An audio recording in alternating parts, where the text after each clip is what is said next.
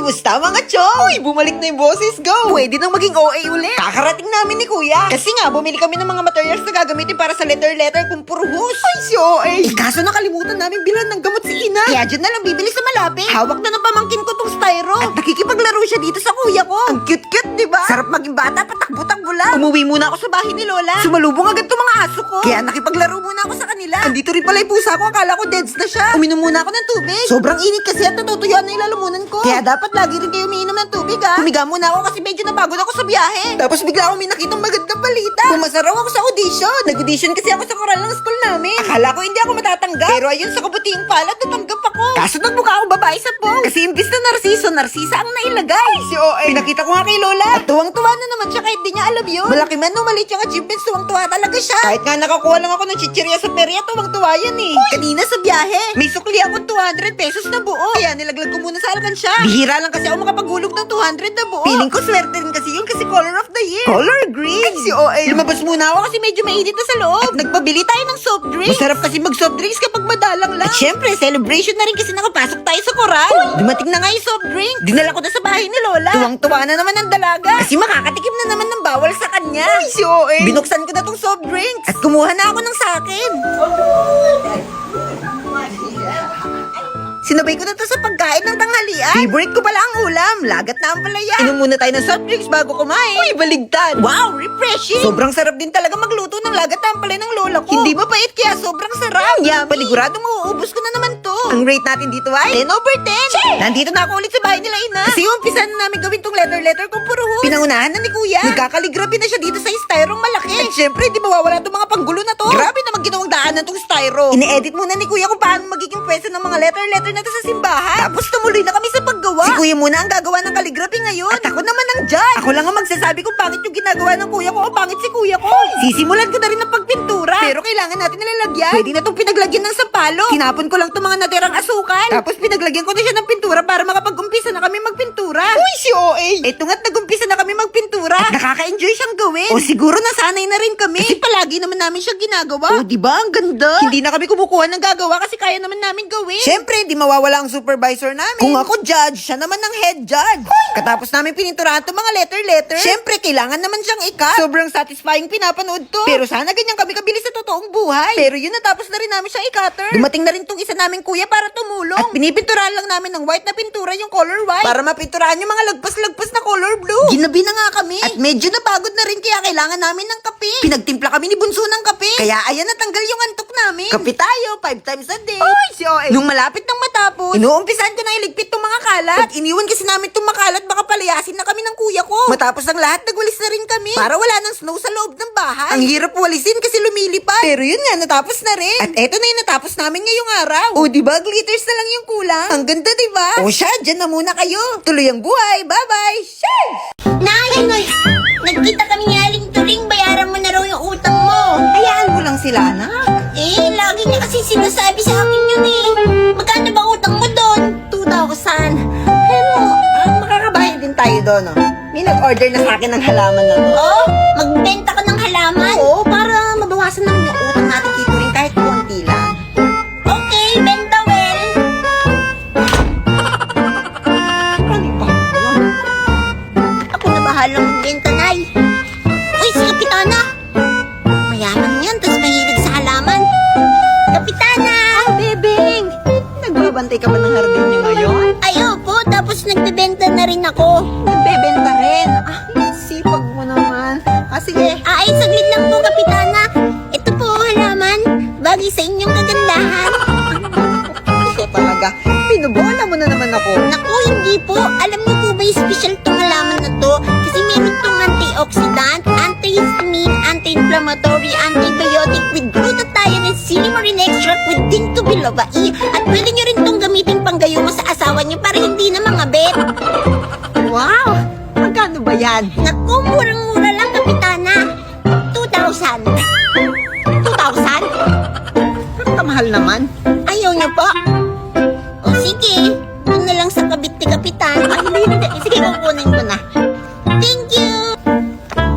Oh, ito yung bayad ko, ho. Ha, may pambayad sa utang ni Nanay. Sige, salamat dito. 131, 132, 132, 133, 130. Asan? Asan yung pa 134? Naka-order na yun. Nasaan yun?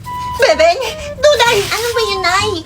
Nakakagulat naman kayo. Kung wala yung pa 134 nating halaman, naka-order na yun. Saan nyo dinala? Wala ba kayo napapansin? Hala!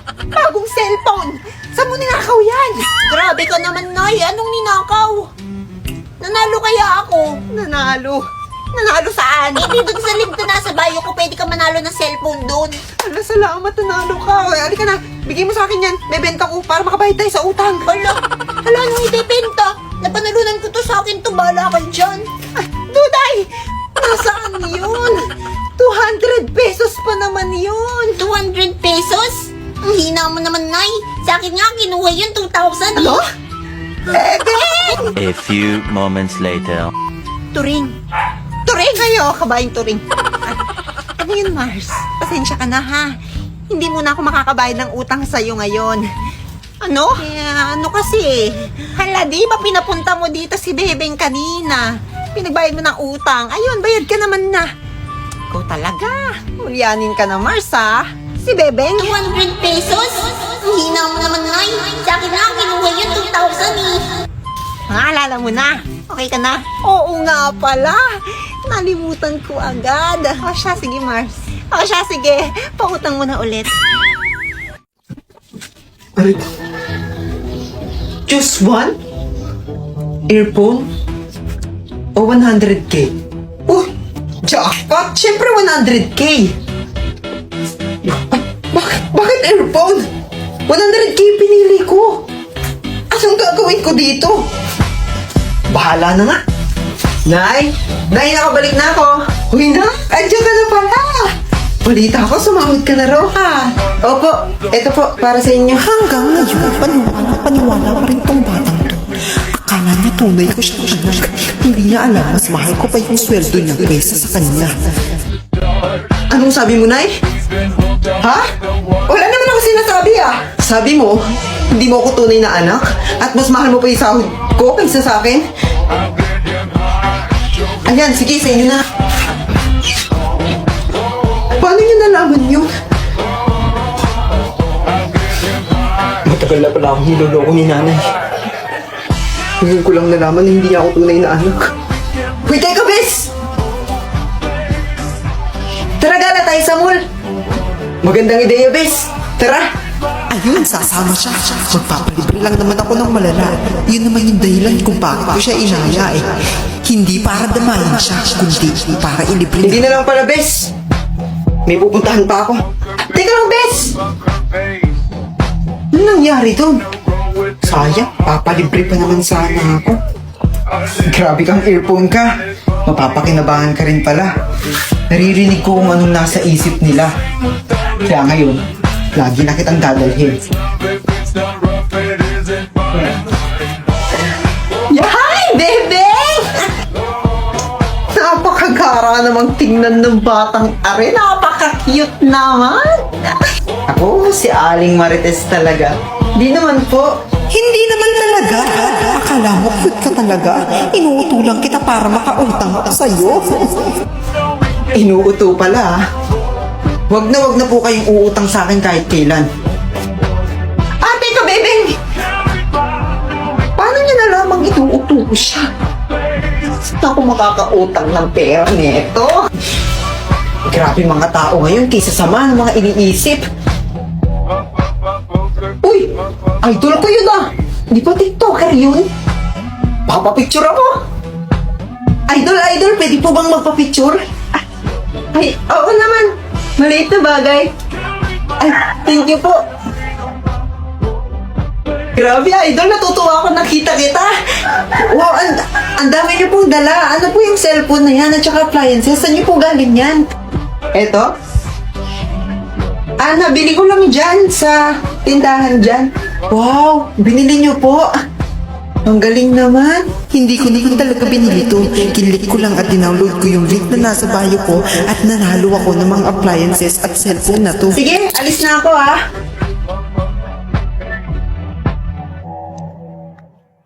Kumusta mga chong? Dahil magpapasko na. Yung sahod ko sa pagla-live ngayong December, magagamit ko na. Oops, bawal mo na utang mga chong. Ay ba sige, baka makagat ko kayo. Marami tayong paglalaanan nito ngayon. Pwedeng pang gifts, pwede rin pang handa. Hiwalay na natin. Punta kami ng bayan ngayon para bumili ng mga pangregalo. Poporma tayo, dala ng malaking bag. Babay muna kay Lola. At nagpaalam na rin ako sa aso kong malikot. Ingat po. Yun ang sabi niya. Tara, takbo na. Pasko na nga talaga. Kasi malamig na yung simoy ng hangin. Pumunta muna ako dito kina Ina para sunduin si Kuya Empoy. Kapag kasi bumibili kami ng gifts tuwing Pasko, siya lagi yung kasama ko. Tamang likot-likot lang. Pero pag nasa labas, tahimik naman kami. Para kunwari matino kami tao. Pero alien po talaga kami. Sakay na tayo ng motor para makaluwas na ng bansa.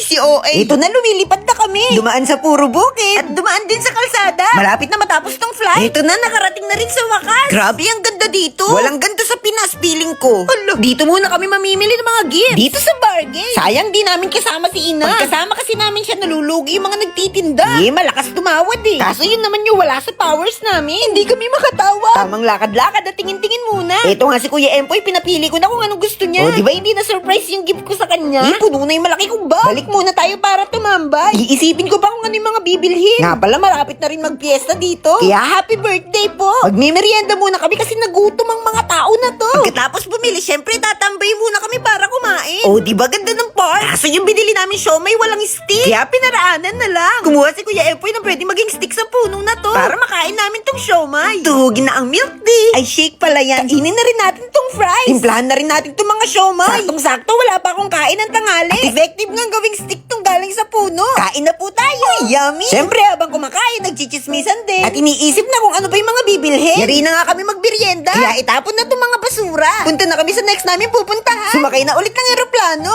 At nag-flight ulit. Uy, may salamin pa dito. Pwede magpapugi. Yan, dito kami ngayon sa RCS. Bida ang saya. Ay, mali. Okay, alam ko na wala na akong pag-asa sa raffle na to. Kaya mag-selfie na lang tayo. Easy, okay. Bilhin na natin yung kulang sa mga pangregalo. Grabe, ang daming tao dito. Sobrang daming namimili. Hanapin ng pangregalo. Uy, parang butike. At syempre, ang last, kailangan natin ng pambalot ng regalo. Bili na tayo ng marami para ibabalot ko na lang yung sarili ko. Pwede ba yun? Ito na, magbabayad na kami.